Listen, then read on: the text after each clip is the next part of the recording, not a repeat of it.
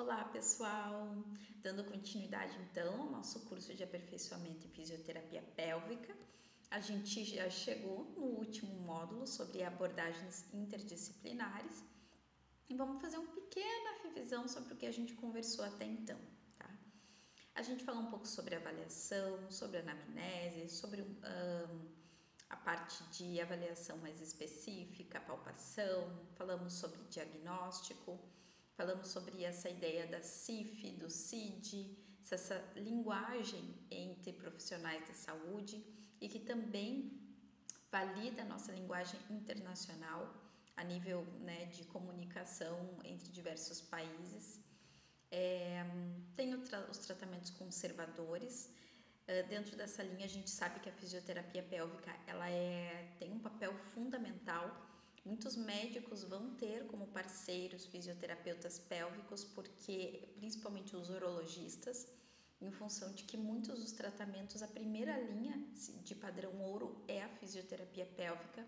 Então, não seria do ponto de vista ético já recomendar procedimentos cirúrgicos sem antes começar com um conservador, em vários casos, dentre elas a incontinência urinária. A gente vai ter situações como prolapsos, por exemplo, que a fisioterapia pélvica não tem como curar o problema, mas ela é um forte protagonista dentro desse processo de controle da mulher, de prevenção, para não piorar quando a cirurgia não é recomendada ou quando não há o desejo, né, de fazer a cirurgia.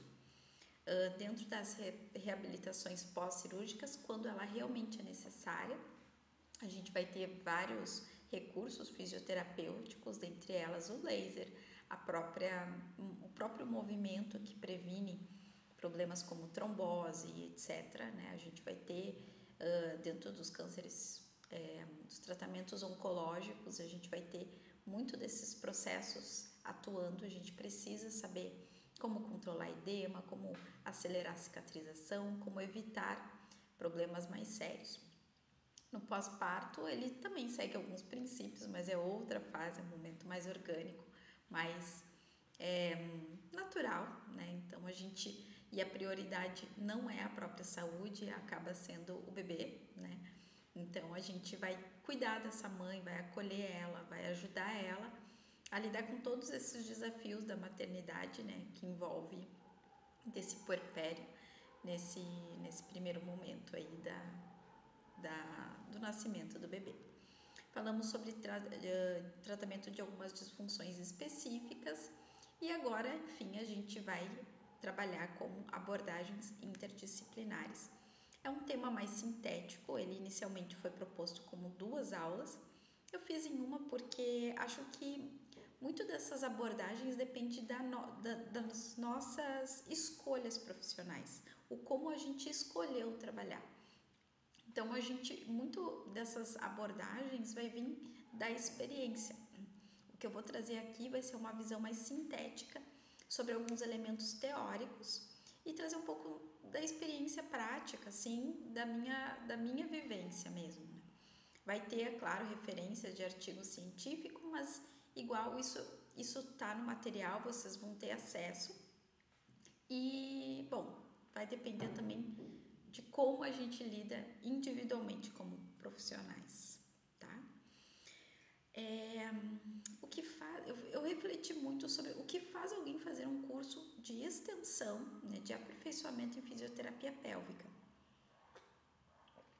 Eu, quando me graduei, a disciplina de saúde da mulher foi assim, brilhou os olhos. Eu não tinha dúvidas que era isso que eu queria trabalhar.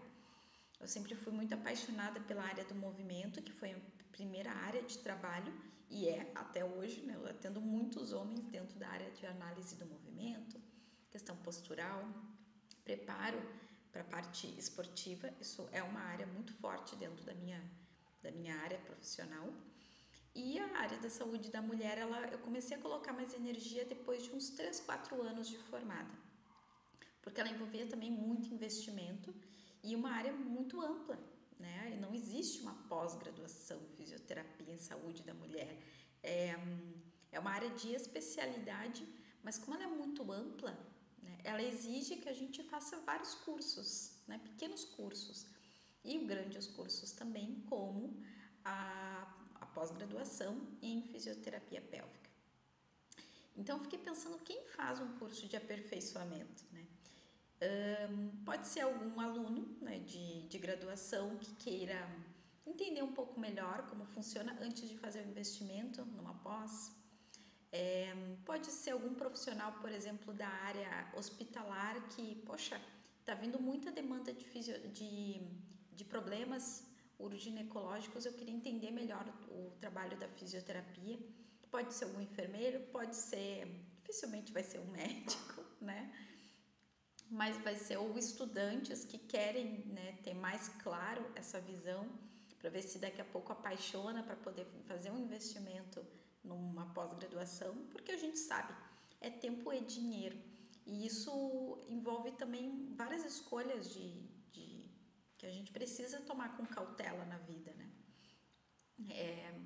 Então, eu fiquei pensando, professor de Pilates, eu estou tendo muita demanda de mulheres com incontinência urinária, eu queria entender melhor como é que funciona a fisioterapia pélvica, se vale a pena eu fazer, né?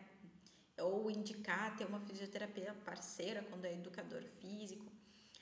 Eu sou uma pessoa particularmente que gosto de ir visitar as outras áreas, seja da fisioterapia, seja outras áreas profissionais, porque acho que é interessante a gente ter uma visão mais abrangente, né, sobre alguns temas. É muito difícil a gente delimitar que a gente sabe muito de muita coisa, então a gente vai pipocando em certas áreas para poder saber o que brilha os olhos, o que vale a pena um investimento de energia. E quando eu falo em energia, eu estou falando de tempo e investimento financeiro mesmo.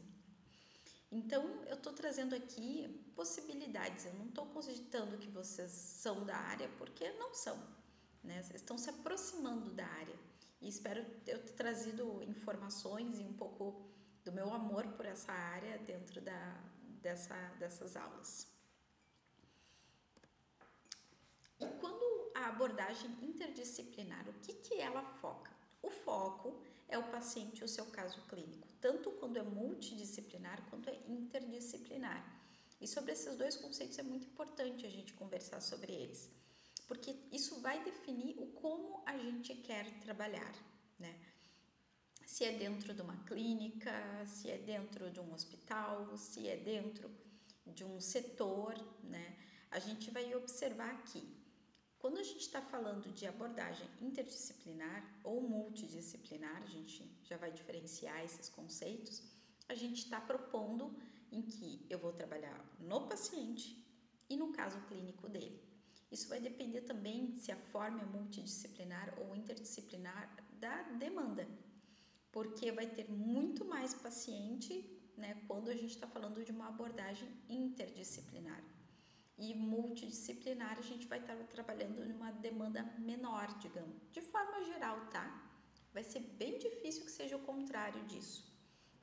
E nessas duas visões a gente vai ter uma visão integral do paciente, vai buscar observar tanto as questões psicológicas, as questões familiares, como é que esse paciente vive, se ele vive sozinho, se ele vive com a família, se ele tem um sentimento de rejeição, porque às vezes a pessoa vive sozinha, mas a família está ali do lado dela o tempo todo.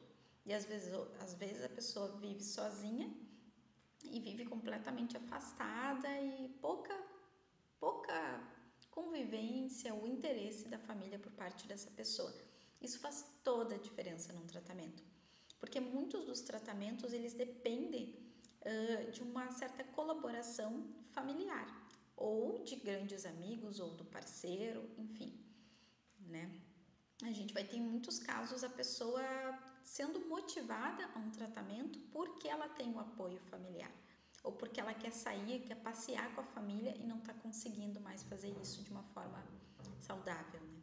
Então a gente tem esse foco aí e as abordagens tanto multidisciplinares quanto interdisciplinares, a gente vai ver que o foco é a visão integral do paciente, uma compreensão da circunstância que o paciente vive para poder saber como orientar esse tratamento. Então, quais as diferenças entre interdisciplinariedade e multidisciplinariedade? Eu trouxe a visão do multidisciplinariedade por quê? Porque ela é muito comum dentro da nossa área profissional. A interdisciplinaridade, ela está vinculada a uma equipe, ou seja, vai ter um suporte técnico organizado normalmente por um CNPJ, é um hospital, é uma clínica, é um consultório que se propõe a um atendimento interdisciplinar, tá? Ou melhor, é interdisciplinar. Então, o foco é o paciente, é o caso clínico dele, ele vai ter uma oferta, né, de profissionais de diferentes áreas do conhecimento focados no caso dele. Então, a gente vai ter, por exemplo, a situação de um hospital. Um hospital a gente vai ter o médico, vai ter o fisioterapeuta, vai ter o enfermeiro, vai ter o assistente social, vai ter os técnicos de enfermagem, vai ter um nutricionista, um psicólogo, vai ter todo mundo que está compartilhando as informações daquele paciente. Às vezes não vai conversar entre si, né? Eles vão ter um sistema em que vai ser descrito todos os procedimentos entre os médicos, aqueles processos softwares, né? Em que eles descrevem, a gente descreve, né? Eu esqueci agora o nome, fugiu a palavra, mas a gente descreve as nossas ações, as tomadas de decisão. Em alguns casos vai ser necessário conversar entre profissionais, por exemplo, né, o fisioterapeuta, quando acha que o paciente já está em condições de desmamar do ventilador mecânico, vai lá e conversa com o intensivista responsável ou com o médico responsável, vai dizer, olha, eu estou vendo aqui já uma ativação mais presente do diafragma. Podemos diminuir os valores de suporte do ventilador mecânico? Essa decisão não se toma sozinha, de forma alguma. Então, existe a necessidade de uma equipe que vai estar presente, vai estar ativa dentro desse processo de tratamento, e nesse contexto de tratamento as decisões vão ser tomadas em conjuntos. Então, a visão é o paciente, e normalmente dentro dessas equipes existe uma demanda muito grande de paciente. A gente está falando de hospital, a gente está falando principalmente desses processos assim. Mesmo consultórios, de forma geral, a gente vai ter uma visão mais multidisciplinar, né? A visão interdisciplinar, a gente perde um pouco da nossa autonomia, mas por outro lado a gente tem o respaldo técnico de outras profissões que podem, e outras visões que podem nos dar uma visão mais segura, mais tranquila a respeito da tomada de decisões para um tratamento, tá? Na visão multidisciplinar, e eu considero que essa é a visão de com certeza mais de 50% dos profissionais, tá? A gente vai ter ali, quando a pessoa não trabalha num hospital, dificilmente ela vai estar vivendo a rotina interdisciplinar. Ela vai estar vivendo a rotina mais multidisciplinar, que é o quê? É o terapeuta focado no paciente, focado no caso clínico, e ele vai ter, sim, né, a comunicação com alguns profissionais. Nem sempre vai ser um profissional encaminhado. Eventualmente a gente vai ter, por exemplo, né, eu trabalho, né, de forma multidisciplinar, e a gente vai ter um paciente, a gente estuda aquele caso, vai ver 1000 possibilidades, e aí vai chegar um ponto que a gente vai pensar, não, eu preciso da opinião de um outro profissional, porque tô vendo que eu não tô dando conta desse processo, né? Um exemplo, pode ser da fisioterapia pélvica, pode ser também dentro das outras áreas em que eu trabalho. Eu tinha uma cliente, né, que ela já estava atendendo, ela já fazia muito tempo, tipo uns 2 anos. A gente estava trabalhando em problemas crônicos, né, de enxaqueca, cefaleia, né, que comprometia muito a qualidade de vida dela. ela estava vendo uma melhora progressiva dentro desse processo, mas eu não estava satisfeita. E à medida que a gente vai se conhecendo, né, a gente vai criando um certo nível de intimidade, no sentido é profissional, só que vai criando assim, vai abrindo as brechas de certos comentários da vida da pessoa que na anamnese, de certa forma, ela não fala. Ela não fala oh, na anamnese, por exemplo, que ela tinha raiva do chefe, que o chefe não dava as promoções que ela acreditava que merecia, problemas familiares, né, com o pai, etc. Uma série de coisas ali que eu fui vendo que as crises de enxaqueca minimizavam quando estava tudo bem e de repente ela, né, voltava a tal da crise e aí vinha o comentário a respeito de um período de convivência com o pai, a convivência constante com o chefe, né? E eu também tenho formação em medicina chinesa e ela não estava muito aberta a fazer acupuntura na época.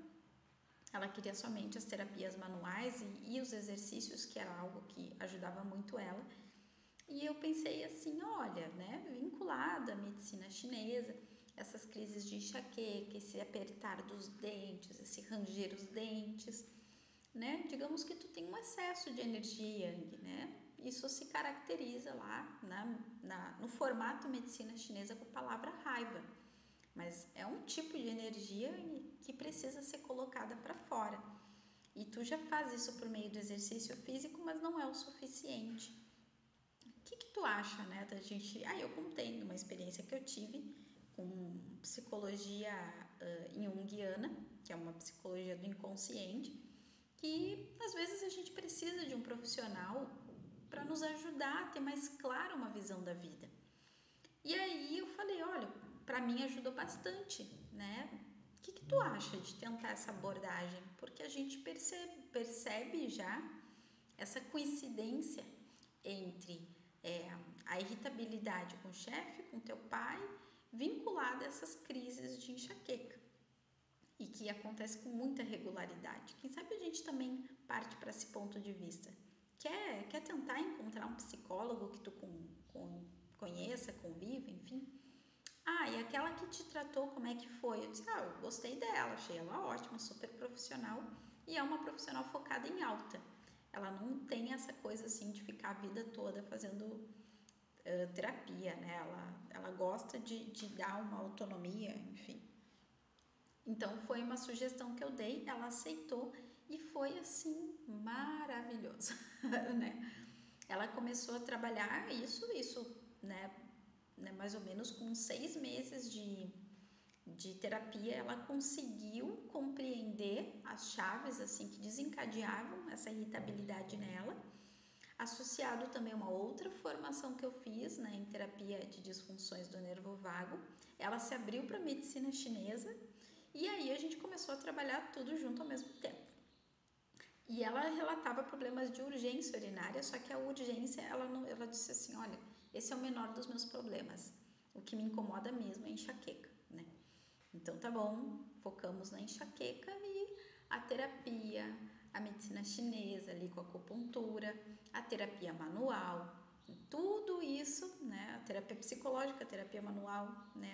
A terapia de disfunções do nervo vago junto com a medicina chinesa, tudo isso ajudou ela a diminuir, passar as crises absurdamente.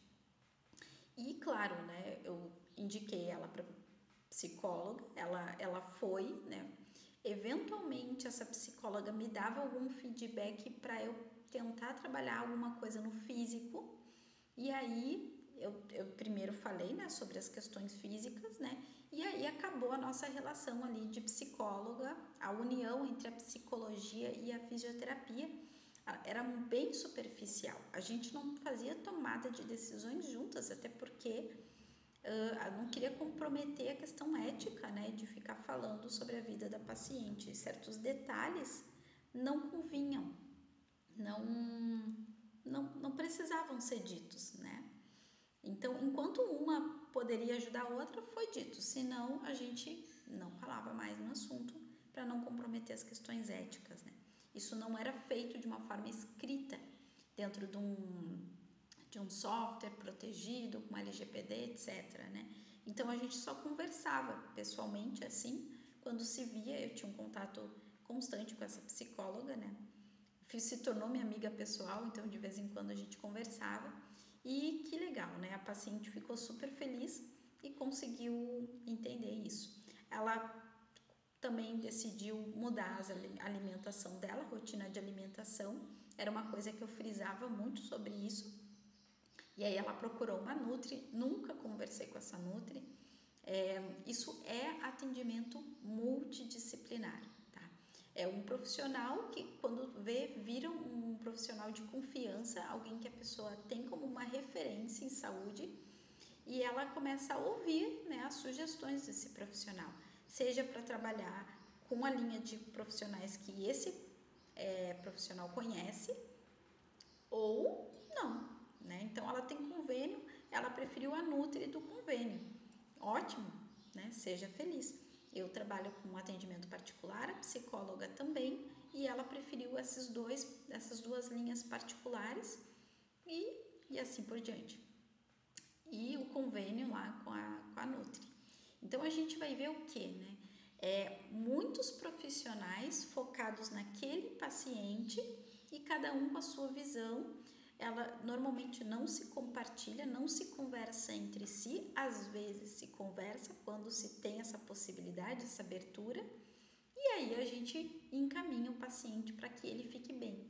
E assim, eu tô super feliz, por exemplo, que ela espaçou a fisioterapia de um jeito que ela consegue manejar as questões dela sem a necessidade de uma abordagem da fisioterapia. Ela aprendeu os exercícios, ela aprendeu a respirar, ela está conseguindo integrar várias coisas na vida dela. Claro, para o profissional, às vezes vai pensar assim, no fim, agora ela não faz atendimento toda semana, para mim, né, financeiramente não é bom. Gente, é muito bom quando alguém fica feliz com o seu tratamento. Especialmente na fisioterapia pélvica, a gente não vai ter pacientes para a vida toda. Não é essa a ideia, tá? Por mais que a pessoa tenha problemas crônicos ou persistentes, como é a linguagem hoje em dia, né? Evita-se falar cronicidade, mas a gente vai querer muito que a pessoa tenha alta. E eu acho que isso é ou que a pessoa tenha autonomia, em que ela consiga manejar as crises dela. E se ela não conseguir, ela sabe que ela pode te buscar e ela vai ter um colo, vai ter alguém que possa acolher e já conheça o problema dela. Mas a gente vai ter sempre essa questão como objetiva, dar à pessoa ou a resolução, né, da causa de procura dela, ou que ela tenha autonomia. Isso é fundamental, uma questão de respeito, é o que a gente gostaria que fizesse com a gente também faz isso pela outra pessoa, né? Então, na visão multidisciplinar, e que ela realmente é mais comum dentro do consultório, dentro das clínicas, né? Por mais que a gente converse sobre um paciente e outro, né? Sugere que o paciente busque, a gente não tem a visão de tomada de decisão junto, né? A gente não tem essa visão. Eventualmente, assim, que nem eu recebo pessoas que não vêm por indicação médica de forma geral, porque eu não trabalho dentro de uma equipe hospitalar. Às vezes os profissionais, os médicos, por exemplo, não confiam em pessoas que eles não conhecem dentro da linha hospitalar.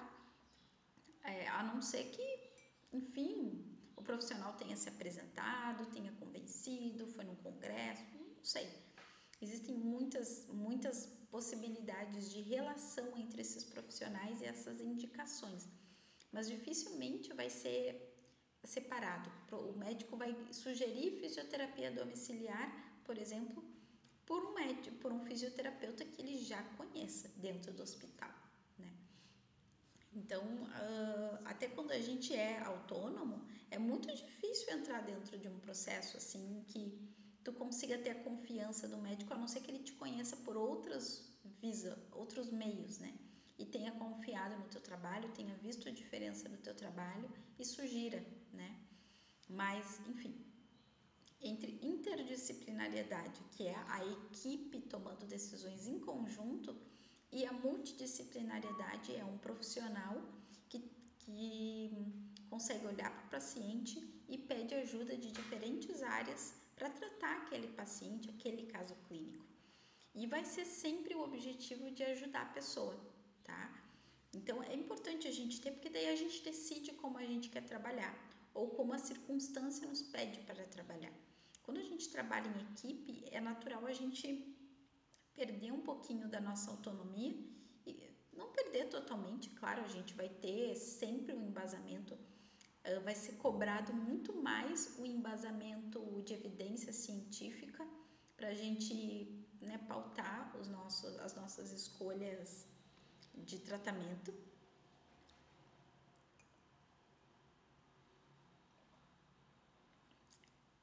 E isso é muito importante. Quando a gente se dispõe a estar dentro de uma linguagem interdisciplinar, isso a gente vai falar um pouco mais adiante, a gente vai ter que estar muito mais embasado cientificamente. Não que não tenha que estar embasado no multidisciplinar, tá, gente? A prática baseada em evidência que o sistema de saúde promove, ela é importante em todas essas esferas. Mas eu já tenho situações em que eu digo assim, olha, isso aqui não tem tanta... Eu uso muito o laser, né? Já falei para vocês como um recurso terapêutico. O laser, ele tem bastante evidência científica na prática dele. Mas, por exemplo, o paciente mora longe, não vai ter como a gente conseguir se ver 2 vezes por semana ou 3 vezes por semana. Dependendo da situação, eu peço para ele usar uma placa de LED. Então, assim, o LED, tem poucas pesquisas falando do LED, né? Mas a gente sabendo que o LED emite frequência de onda vermelha, frequência de onda infravermelha, a gente sabendo a energia que aquele LED está entregando, orientando bem o paciente e ele, né, conseguindo aplicar a terapia domiciliar dentro do ritmo de vida dele,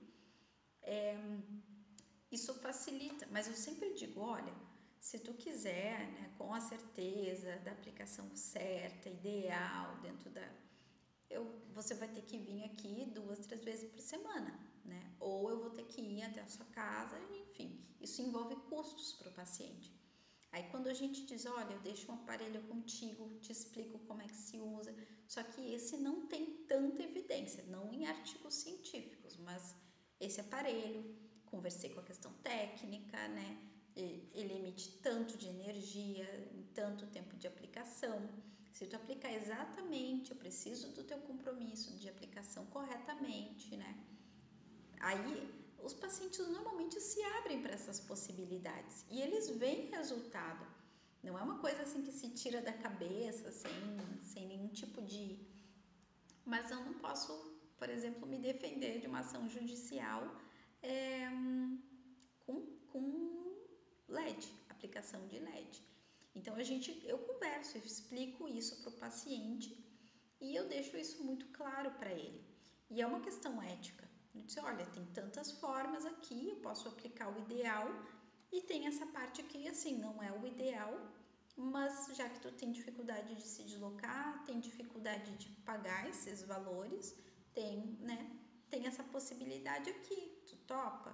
Vamos ver o resultado dela? Se não der o resultado que a gente espera, a gente volta atrás e segue como ideal, vindo no consultório, enfim. E isso, né, eu posso aplicar sem ter uma equipe. Agora, se eu estou na equipe, talvez, né, haja algumas discordâncias e aí a gente não consegue ter essa autonomia de oferecer essa possibilidade para o paciente, né?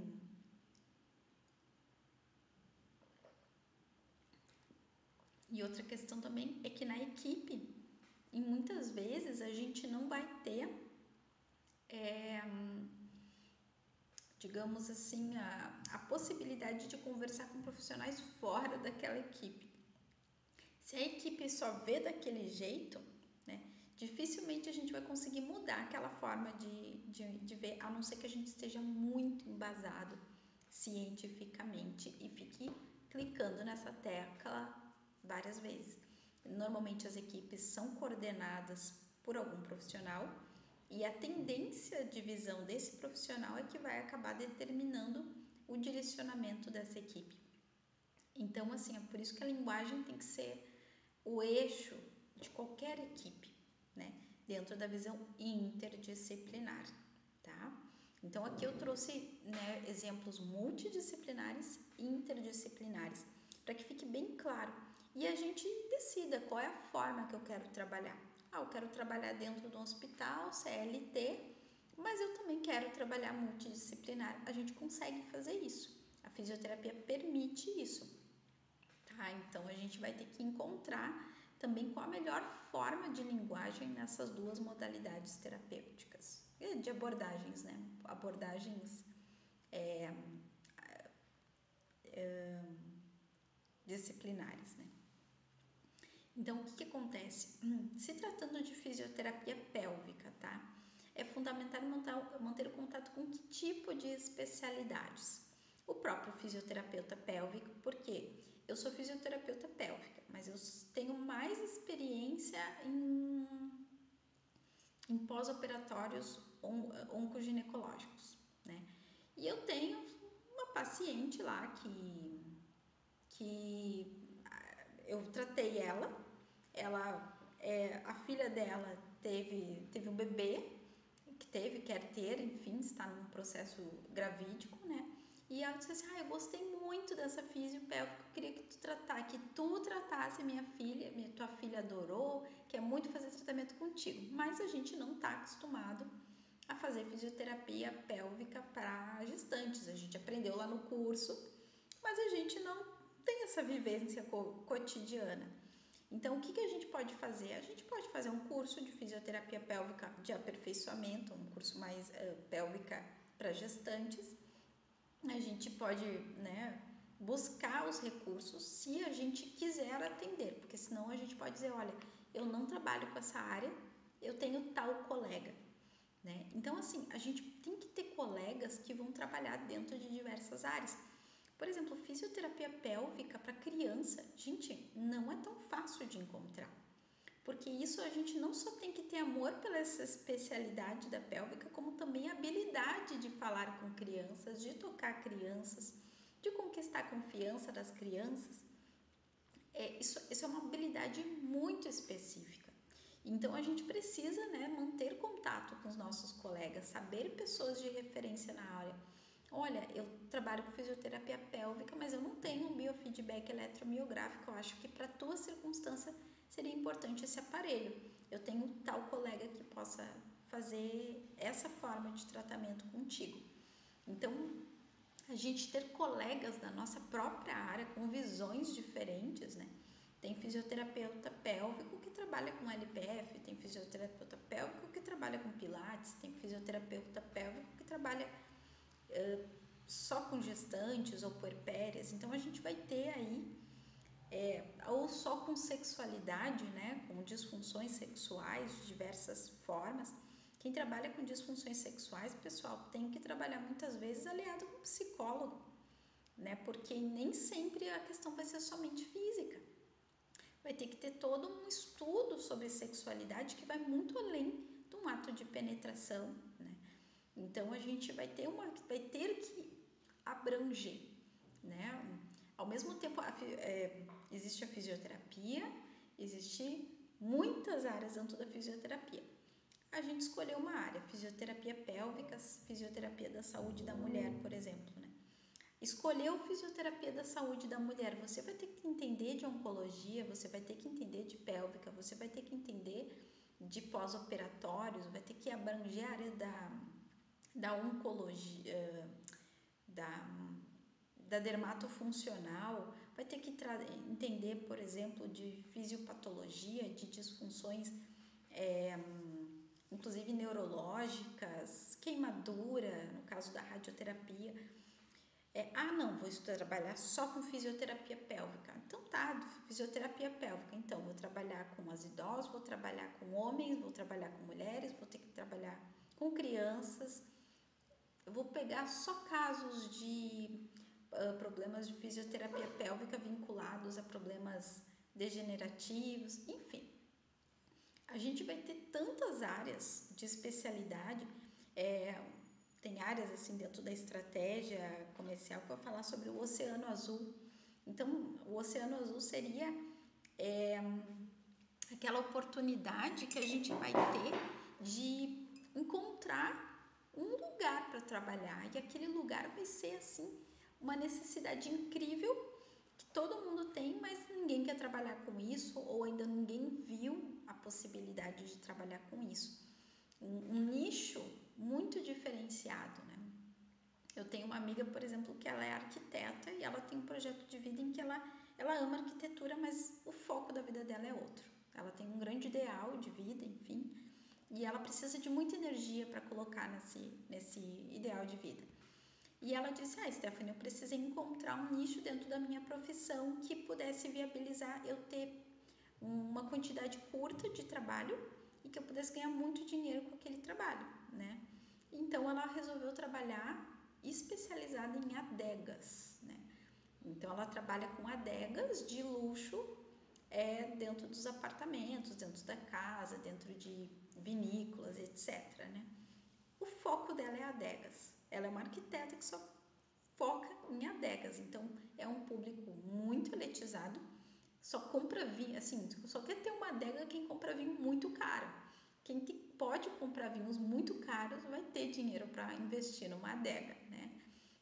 Então, ela escolheu um nicho e é perfeito. Ela consegue conciliar os ideais de vida dela, que ela prefere botar maior foco, né, de energia, investe em marketing, investe na qualidade do serviço dela, que é muito especializado, e tá tudo certo.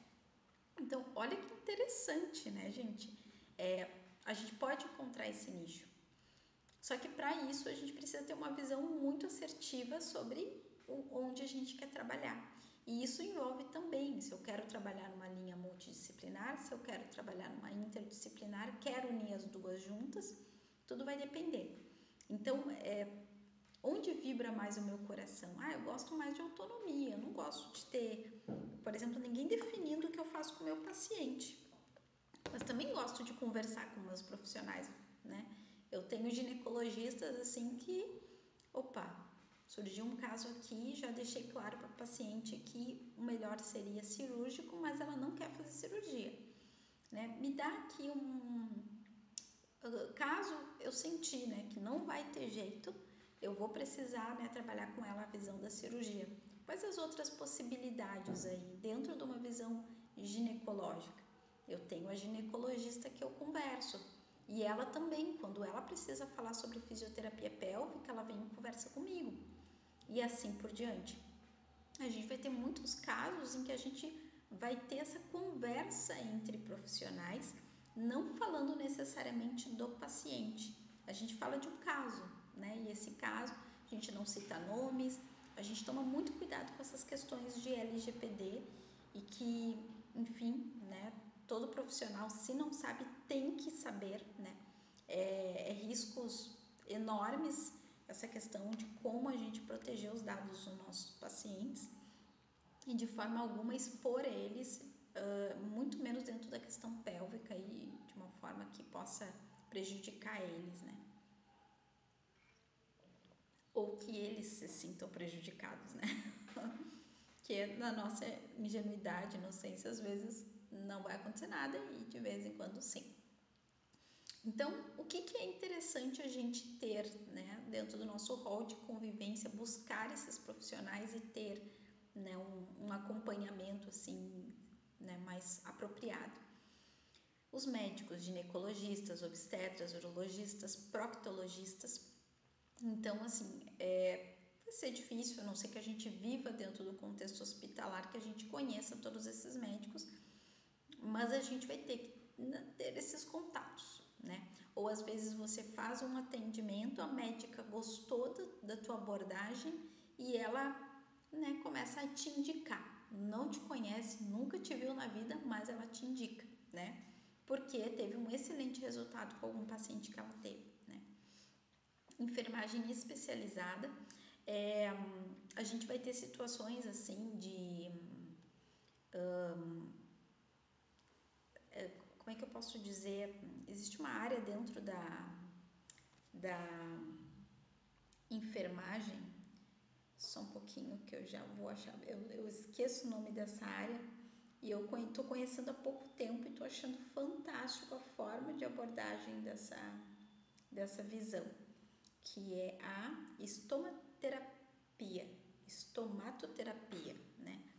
Que é uma visão em que são enfermeiros especializados dentro da área intestinal, que tratam feridas dentro dessa visão, e eles estão trabalhando em algumas áreas muito forte dentro da fisioterapia pélvica.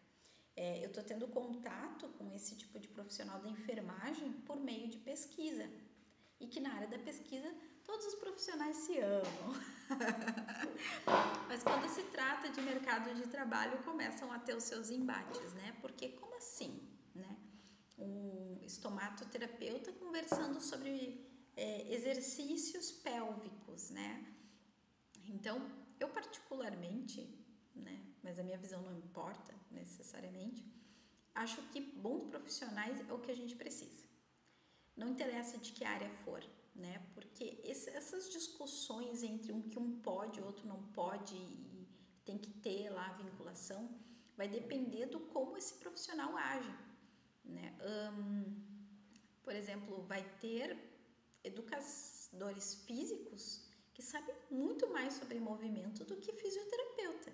E honestamente vai ter muito fisioterapeuta que sabe muito mais sobre detalhes biomecânicos do que muito educador físico.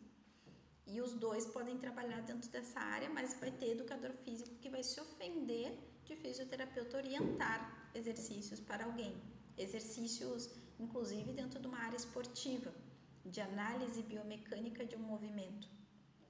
Mas daí, se eu já tive, por exemplo, sou fisioterapeuta especializada na análise de movimento.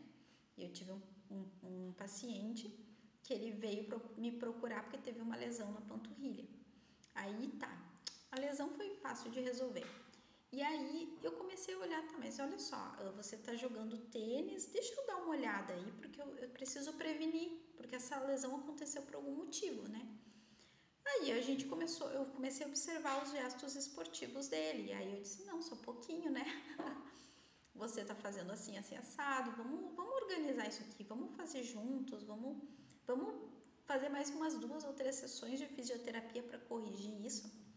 E aí ele disse assim, mas eu pago aula particular de tênis, o meu professor me ensina essas técnicas, né? E eu pensei comigo, não, se ele ensinasse, você não estaria fazendo, né? Vamos tentar aliar os nossos 2 pontos de vista, né? Porque eu não quero que tu tenha outra lesão na panturrilha, né? Ótimo. E aí, né, dito e feito, a gente fez ali 2 ou 3 sessões, não foi nada mais que isso, para corrigir alguns movimentos que, né, como ele tinha aula com mais umas 3 ou 4 pessoas, o professor talvez não tenha prestado atenção naqueles detalhes, que às vezes o fisioterapeuta ali tá apitando o olho dele. E aí ele comentou com o professor de tênis, e o professor de tênis assim, mas tipo, não é esse o trabalho dela, né? Claro, não teve maiores problemas com isso, mas pode dar problema, né? Então, e assim por diante, né, gente? Por exemplo, dentro da nossa formação de base, nós não temos aplicação invasiva, né, de fármacos. E, por exemplo, a gente vai fazer cursos de extensão dentro de uma área de terapia neural, de terapia de ozonioterapia, dentro da área dermatofuncional, fisioterapeutas fazendo aplicação invasiva, né, injetável. E aí, dependendo do conselho regional, isso não é bem-vindo. Por exemplo, o Cleifrito 5 não é favorável de fisioterapeutas ficarem fazendo esse tipo de aplicação. Então, a gente vai ter aí algumas questões assim federais, regionais, disputas aí de classes que ficam puxando para o seu assado, né? E aí eu fico pensando, tá, mas afinal de contas, o pessoal quer cuidar das pessoas com seriedade ou tá mais preocupado no seu conselho, né? Enfim, é um tipo de coisa que vale a pena a gente refletir sobre isso, né? Em sermos melhores profissionais e com certeza a gente vai ter a demanda justa para a nossa competência. E aí a gente se preocupa menos com o que os outros estão fazendo e deixa a cargo do paciente decidir que tipo de profissional ele quer também, né, se colocar. Mas o fato é que, assim, acima de tudo tem que ter o respeito do paciente e o respeito entre nós colegas que somos querendo o bem, estamos querendo o bem do paciente. Então a gente vai ter assim a união de nutricionistas, então a gente vai ter lá perda, principalmente no que diz respeito às questões de evacuação, né, de fezes. Às vezes a gente precisa ter ali um nutri junto com a gente, porque a ingesta daquele alimento vai definir muito de como vai ser a saída desse movimento, desse processo, né? Então, às vezes vale a pena ter junto ali um nutricionista, um psicólogo. A gente vai trabalhar na área de disfunções, por exemplo, sexuais, vai ter um psicólogo. E, gente, às vezes é um psicólogo especializado na área de sexualidade, que não é a mesma coisa da fisioterapia, da psicologia convencional. Então, a gente vai precisar, sim, conversar e ter... Vamos em congressos, a gente, poxa, tem um palestrante ali, deixa eu conversar com ele é da minha região, quero estar mais alinhada aí com a forma dele pensar. Especialistas de dor, quando a gente trata muito disso, que às vezes os nossos recursos fisioterapêuticos não são suficientes, às vezes a dor é muito intensa e essa dor também tem um pouco de raiz não psicológica, mas é uma alteração neurológica e a gente precisa de estar junto com alguns profissionais que entendem, que manejam esse tipo de tratamento. E os cientistas clínicos, também conversar bastante com eles, porque assim, a gente sempre vai querer embasar cientificamente as nossas tomadas de decisão e nem sempre as bases de escolher um artigo para se embasar vai ser tão simples, né? Quem já está dentro de uma área acadêmica já consegue identificar uma boa metodologia, uma boa revisão para a gente poder nos ajudar aí. E aí isso nos favorece muito os procedimentos de tratamento, né? Tem esse artigo, gente, que não é um artigo, tá? É o capítulo de um livro sobre comunicação profissional e colaboração em equipe. Eu achei fantástico, tá? Ele é da enfermagem, né? Pra gente ver como a gente vai, de vez em quando, se relacionando com outras áreas profissionais pra gente poder entender um contexto. Eu não trabalho dentro de uma linha de equipe, tá? Eu trabalho de forma particular, dentro de consultório, converso com vários profissionais aliados, assim, até fisioterapeutas pélvicos, médicos, psicólogos, nutricionistas. Tenho as pessoas com que eu já me relaciono, mas a gente não fecha a nossa decisão dentro de um tratamento, dependendo da opinião um do outro, né? Quando eu li esse artigo, até me deu vontade de participar de uma equipe. Porque vai ter muitos benefícios, muitos desafios também. E quem trabalha em equipe sabe, né, os desafios de trabalhar em equipe. A gente não vai concordar com tudo que é dito ou, por exemplo, vou trabalhar dentro de uma clínica de fisioterapia. Essa clínica tem um determinado tipo de visão sobre fisioterapia e o meu é outro. E eu não vou conseguir trabalhar nessa clínica porque aqui é uma quantidade de pacientes, eu não consigo trabalhar com essa demanda porque eu quero. E essa quantidade de pacientes todos juntos ao mesmo tempo eu não dou conta, né? Então isso depende de pessoa para pessoa. Eu dentro da graduação já tinha decidido isso, né? Que nem em clínicas de fisioterapia de forma geral eu ia poder trabalhar porque eu ia acabar me estressando em termos de calibração de aparelhos, em termos de qualidade de materiais, em termos de uma série de coisas. Então eu pensei assim, meu Deus do céu, eu sou uma chata, muito exigente de fato, mas assim, eu não vou conseguir, então eu prefiro trabalhar de forma um pouco mais autônoma, tendo um pouco mais de, né, como é que é, responsabilidade sobre as minhas próprias decisões terapêuticas, né? Se tu tá dentro de uma clínica, essa clínica trabalha com laser, e eu vou ser a chata que vou dizer, tá, esse laser ele tem que ser calibrado a cada 2 anos, vamos calibrar? Tipo, já faz 5 anos que não se calibra? Será que realmente ele está entregando a energia que promete? Então, assim, é mais fácil eu ter o meu aparelho, eu aceitar ficar 20 dias longe do meu aparelho para que ele calibre, afinal de contas, tá, 3 semanas, estou exagerando, tá? É de 2 a 3 semanas às vezes, depende, demora um pouco da forma de envio e etc. Mas a questão é justamente essa, né? É a gente saber assim, tá? Eu vou me adequar ao jogo de trabalho dessa equipe ou eu não, né? Então, isso vai depender muito. E se não, eu vou ter que ter, né? Digamos assim, um certo nível de cacife para poder aceitar que os aparelhos vão ter que ser pagos por mim, todos os meus cursos vão ser pagos por mim, todas as minhas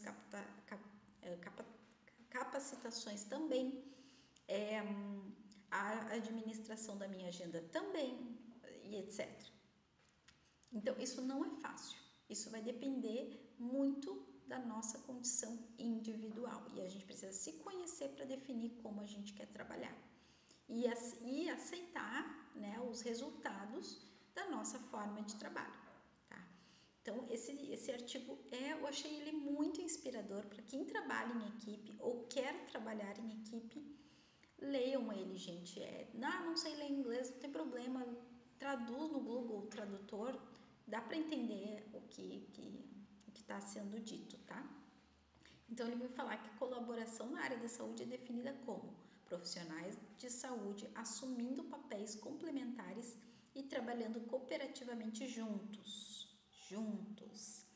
Então, a gente se complementa. E por isso, nessa complementariedade, a gente tem que estar extremamente embasado cientificamente, né? Às vezes a gente sabe que tem uma coisa que é muito boa para o paciente e a gente pode sugerir dentro da equipe, claro, né? Teria que ter essa liberdade para ser dito. E aí a gente, vamos tentar essa abordagem, né? Ela não tem tanta embasamento científico, mas daqui a pouco para esse paciente que não aceita o padrão ouro, a gente pode tentar essa forma, pode ser. E aí vamos trabalhar junto. Isso vai ser dito lá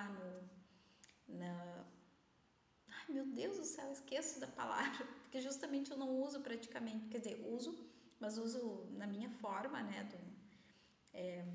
que é a descrição lá do que a gente está fazendo com o paciente, né. Então, a gente vai estar cooperativamente juntos, compartilhando a responsabilidade de resolução de problemas. E detalhe, gente, como essa responsabilidade é compartilhada juntos em equipe, aí é que tá. Se todos não aceitarem essa responsabilidade, a gente não pode fazer. Então, isso tem que ser conversado, né? Não dá para fazer as coisas de forma isolada dentro do contexto de equipe. E tomando decisões para formular e executar planos de atendimento ao paciente. Então, assim, dentro da modalidade multidisciplinar, eu assumo a responsabilidade sobre as minhas ações com o paciente. Eu assumo. Na equipe, eu assumo naturalmente, mas a equipe está assumindo essa responsabilidade junto comigo. Então, o peso é um pouquinho maior, porque envolve outras pessoas também, né? Então, assim, quem quer trabalhar em equipe ou quem já trabalha em equipe, esse artigo, ele é muito bom. Quer dizer, não é um artigo, né? É o capítulo de um livro. Então, aqui vai trazer um pouco das ideias sobre o trabalho em equipe, né? Então, ela costuma dar certo quando há confiança, respeito e colaboração. É quando a gente vai ter essa colaboração entre colegas. E é muito interessante, porque dentro de equipes, naturalmente, a gente vai ter a relação hierárquica, tá? Ela vai existir inevitavelmente. A questão aqui é que essa hierarquia ela tem que ser respeitada e para além do respeito, né, a gente vai ter que ter a possibilidade de compartilhar aquilo que a gente realmente pensa. E isso tem que ser feito numa linguagem muito adequada, né? A gente conhece não, é que eu gosto de estudar muitas áreas né, da natureza humana. Então, a gente pensando nos 4 temperamentos, né? O colérico, o melancólico, o sanguíneo e o fleumático. Quem é colérico vai falar numa intensidade, quem é melancólico em outra, quem é sanguíneo vai falar em outra, vai fazer piada de tudo, e quem é mais fleumático vai parecer quase que indiferente a tudo que está acontecendo, né? Então, os temperamentos, os tipos de personalidade do ser humano vão estar muito evidentes no trabalho em equipe. E aí cada um pode seguir a sua natureza individual, mas ao mesmo tempo a pessoa tem que estar consciente de que ela está num processo em equipe e ela vai ter que respeitar linguagens, formas de se comunicar e de se expressar, né? Então a gente vai ter vários desafios e vai ter muitos benefícios de se trabalhar juntos, né? Então, o objetivo é trabalhar no atendimento do paciente e no resultado, na performance. Dentro do processo de equipe, a visão interdisciplinar é que prevalece, tá? Mas eu trabalho assim. Não, se você está em equipe, você vai trabalhar a sua forma adaptada à forma da equipe, né? E para isso algumas pessoas não aceitam. E aí não tem como trabalhar em equipe. Senão a pessoa vai sofrer e vai botar a equipe em sofrência também. Alguns obstáculos, né? A carga horária adicional, porque assim, existe a hora de trabalho e nem todos os lugares dispõem um tempo dentro da carga horária para se relacionar com essas tomadas de decisão junto. Então, em muitos casos, vai acontecer assim, fora do horário de trabalho, a gente tem que fazer um round sobre tal caso clínico. Vai acontecer isso e nem sempre as pessoas também querem, porque afinal de contas, tá, mas isso aqui tá dentro da minha carga horária e por que eu tenho que fazer fora da minha carga horária, né? Porque dentro da carga horária você tem que estar atendendo o paciente, né? Então, às vezes, isso pode dar algum problema, né? Porque vai em muitos casos, exigir um pouco mais de tempo do que aquilo que tu tem disponível para tua carga horária. Quando a gente vê ali como obstáculo o territorialismo, são as panelinhas, né? Porque assim, dentro da equipe, daí o paciente tá lá dentro daquela equipe, mas poxa, eu tenho meu fisioterapeuta que me atende há anos, tá? Aquele fisioterapeuta eu confio, eu não quero atender com outros fisioterapeutas.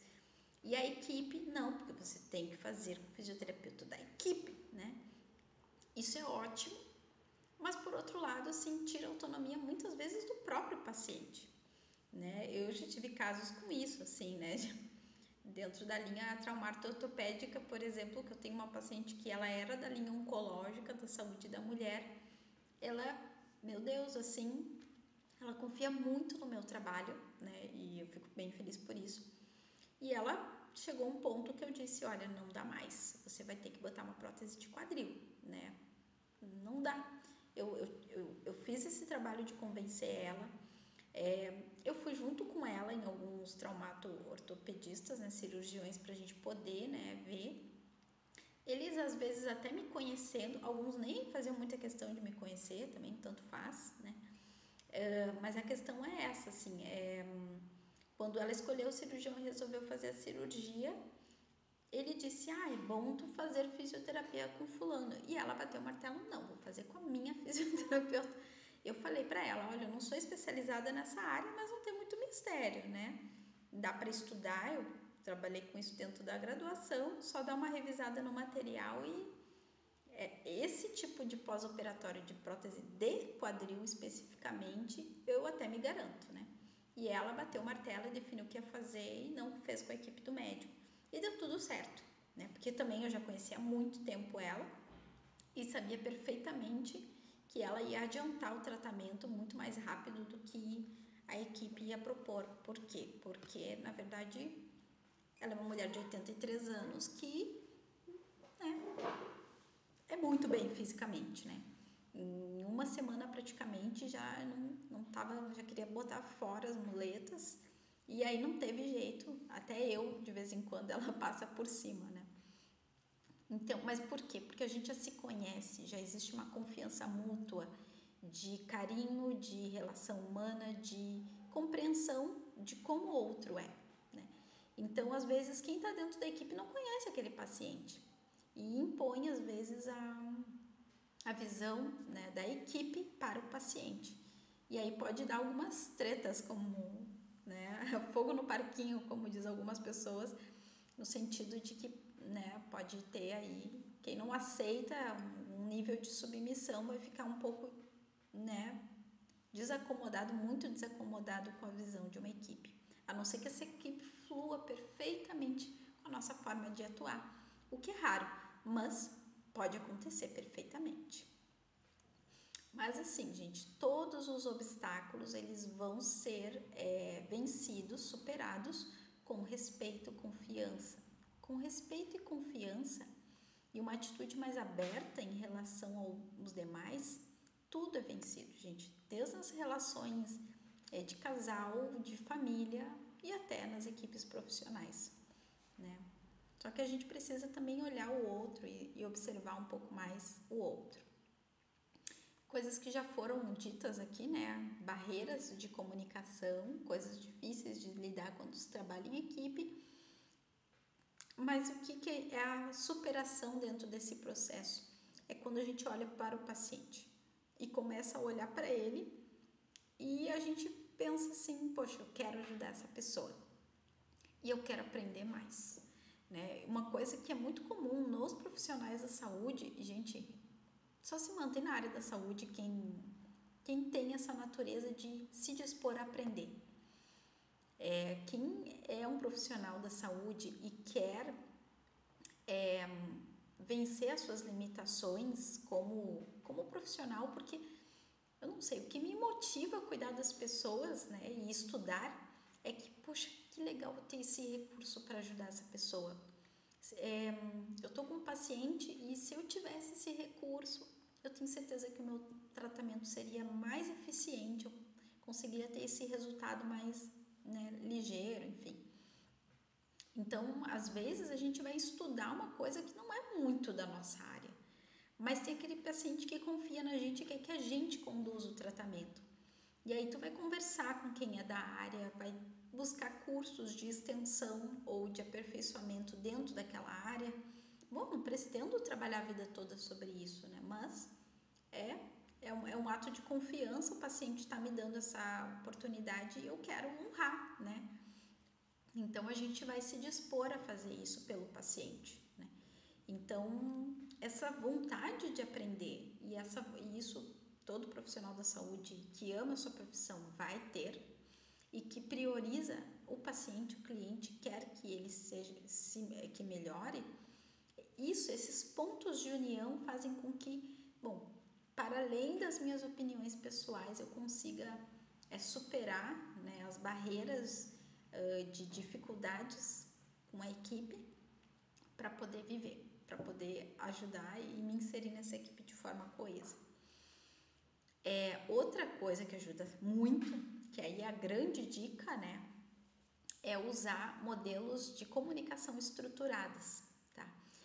Dentro do artigo que eu estava comentando com vocês, que eu achei maravilhoso, ele tem essa questão que é um modelo, né, que ele não vem um modelo, né, prontinho, mas em que a gente precisa dizer objetivamente qual a situação do paciente, o histórico que eu coletei dele, a avaliação da minha parte profissional e a recomendação ou sugestão, né? Recomendação preciso da opinião deste médico urologista. Eu preciso da opinião dessa psicóloga para saber se realmente eu preciso dessa. Eu avaliei isso e eu estou precisando de um retorno normalmente. Quando a gente faz modelo de comunicação estruturada é porque eu estou recomendando para outra pessoa, porque eu preciso da opinião dela, né? E aí eu tenho que dizer objetivamente o que eu preciso dela. E se é o caso desse médico atender. Gente, por exemplo, eu trabalho muito também na área da saúde da mulher e trabalho com linfedemas. E dentro da minha formação de linfedema, eu aprendi muito sobre lipedema, né? E, gente, o que tem de médico que às vezes manda pra gente, diz, fulano tem lipedema. Aí você vai olhar assim, não, fulano não tem lipedema, né? Fulano tem um edema muito grande que pode ser tratado, não é nem linfedema, né? Então, às vezes, assim, a gente sabe que tá vindo pra gente uma recomenda. Ixi, gente, isso é o que mais acontece. Às vezes, assim, da gente poder receber e aí ter que olhar pro paciente e pensar assim, não, porque eu tenho isso. Aí a gente vai olhar pro paciente, mas eu não tenho, né? Mas não pode dizer isso de uma forma direta, né? Então, a gente vai ter que encontrar uma forma, né, de não ir contra o que o médico disse, né, tentar trazer, né, e muitas vezes a gente não tem como falar diretamente com o médico, enfim, e a gente vai tratar da forma mais adequada possível. Então, quando a gente vai entrar em contato com o médico, muitas vezes vai escrever uma carta, né, no caso, digitar uma carta, né, e vai dizer objetivamente, olha, a situação é essa, o histórico que eu, né, coletei foi esse, a minha avaliação é essa e eu preciso da tua opinião em relação a esse ponto, né? Ou recomendo uma avaliação ginecológica, recomendo uma avaliação, né, especializada, uma área que eu não é a minha e que eu também não posso, né, tomar conta. Então, por exemplo, até dentro da medicina, eu mesmo tive um caso que eu estava tratando uma urgência urinária, a paciente não estava tendo o retorno que a gente estava esperando dentro da fisioterapia pélvica e eu disse, olha, preciso que tu converse com um urologista, porque assim, você tem uma viagem, essa viagem era uma viagem assim, turística, arqueológica, então ela ia ficar muitas horas caminhando, muitas horas distante de um banheiro e ela não podia deixar de tomar água, né? Aí, poxa, tem a questão nutri, vai estar no sol, vai estar caminhando, precisa se hidratar, né? Tem a questão da urgência, que ela não pode ficar refém de um banheiro, a gente conseguiu melhorar muito o tempo, a distância, mas assim, não era o suficiente para uma viagem daquela, né? E eu disse, ele vai ter que te dar um remédio para te ajudar, né, a controlar, né, a urgência, pelo menos nesse período da viagem, porque assim, não vai ser o suficiente a físio nesse contexto. Depois da viagem, né, vamos conversar com o médico, suspender o medicamento e voltar para nossa. E aí ela resolveu falar isso para a ginecologista dela resolveu o problema, entregou lá um medicamento. Eu orientei um urologista, ela preferiu a ginecologista. Aí o medicamento não deu resultado nenhum. Aí eu falei, por favor, vá no urologista. Ela foi na urologista e descobriu que o medicamento que a ginecologista tinha dado era um medicamento que podia piorar a situação que ela tinha nos olhos. Ela tem uma pressão intraocular bem grave. Então a gente, né, poxa, o medicamento lá que a gineco deu para o problema não estava vinculado lá considerando o problema de pressão ocular que ela tinha. Enfim, só sei que a uro acabou dando uma xingada, né, na paciente, né, meio que, né, ficou de mal com a gineco, porque afinal de contas, então assim, tem coisa, por mais que seja parecido, que seja perto, né, gineco, seja uro, não, gente, as pessoas já têm as especialidades para poder se comunicar, a gente precisa respeitar isso. Então não dá para simplesmente a gente ficar metendo o bedelho de uma forma muito direta dentro de uma área que é muito especializada. Ou pelo menos a gente conversa com o médico. E aí ela depois veio para mim e disse assim, pois é, eu tinha que ter te ouvido e ido direto no urologista, né?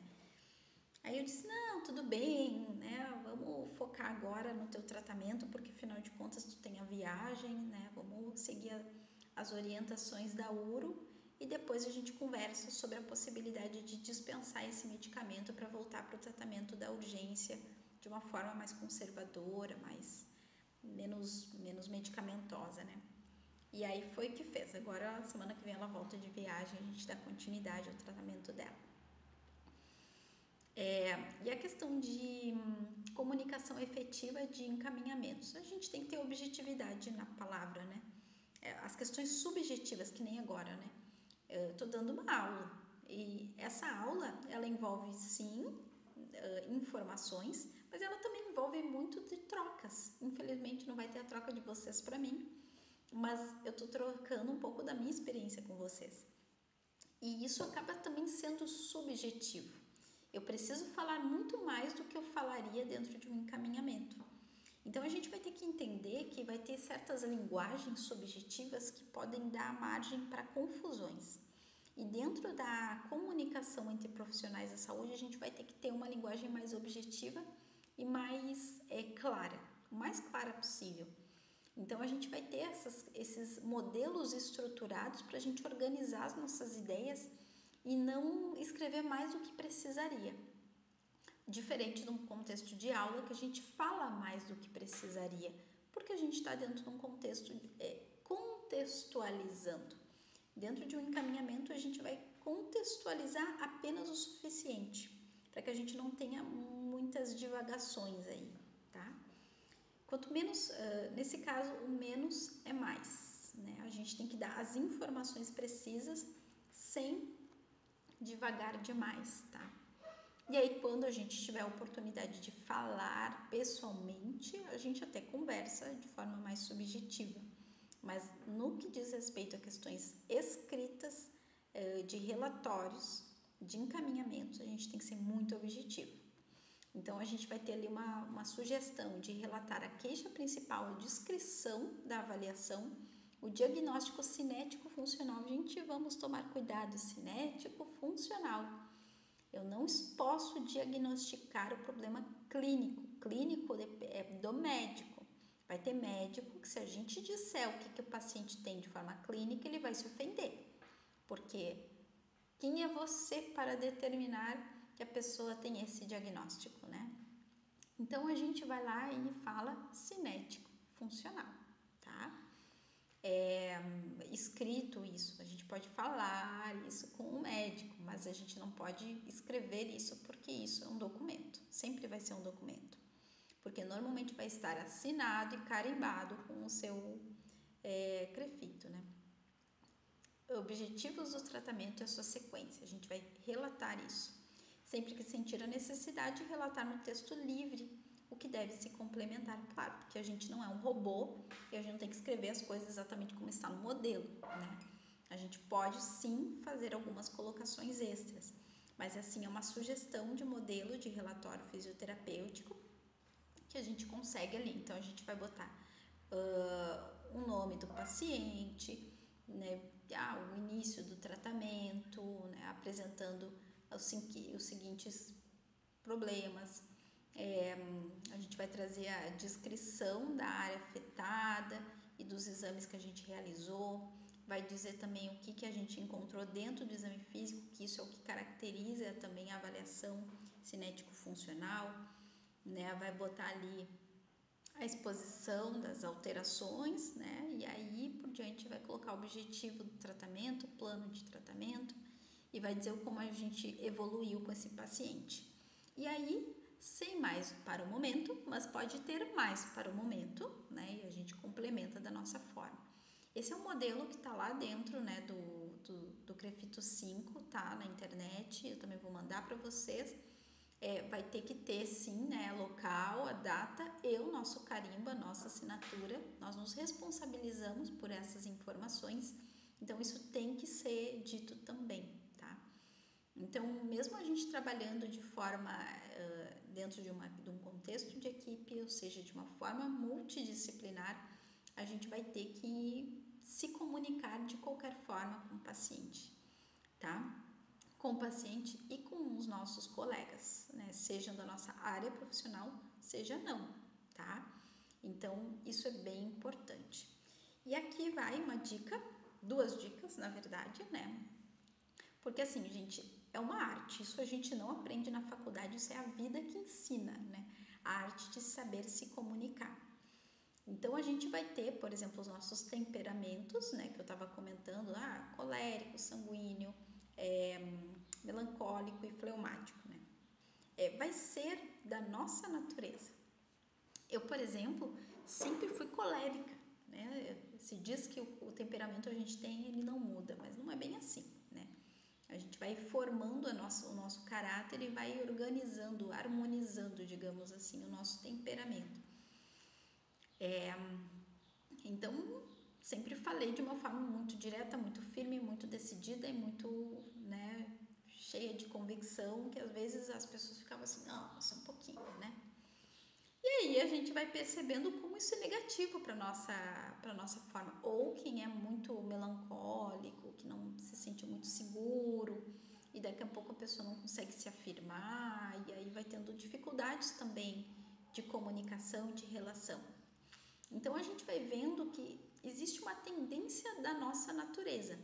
E essa tendência ela vai ter os seus pontos positivos e vai ter os seus pontos negativos. E é importante a gente saber que tipo de tendências a gente tem para saber como direcionar essas tendências e melhorá-las, né? Isso vai ser, são fragilidades também de conhecimento, fragilidades de educação, né? Que a gente observa na vida cotidiana. Então a gente vai ter assim que se aprimorar, buscar outros recursos. Então eu tive a oportunidade de, dentro dessa minha organização pessoal também, de saber me comunicar e querer, né, ser mais clara, poder que as pessoas recebessem também as minhas ideias de uma forma mais receptiva e não tão impositiva, né? Então isso vai muito também da forma com que a gente fala. A gente precisa falar o que tem que ser dito, não haja dúvidas disso, né? Mas a forma com que a gente faz isso é bem importante. Então, assim, tem essas duas literaturas que foi as que eu usei, tá? Comunicação não violenta, ela é muito famosa. Tem muitos vídeos na internet também sobre como esse professor, né, o Marshall, ele traz esse tema, traz muitos exemplos. Vale a pena pelo menos ver os vídeos, né, no YouTube que tem, né, falando sobre esse tema. Caso a gente se interesse, a gente compra um livro, investe no livro, tá? E esse Seja Assertivo também eu achei ele fantástico, né? Ele é bem prático, ele é cheio de exercícios, então isso também é bem bacana, tá? Então fica a dica dessas abordagens, porque ela vai muito além da fisioterapia pélvica, sem sombra de dúvidas. Ela depende também da nossa forma de nos posicionarmos profissionalmente. E a gente conseguir mais união e menos conflitos dentro das nossas relações, seja com pacientes, seja com colegas de trabalho.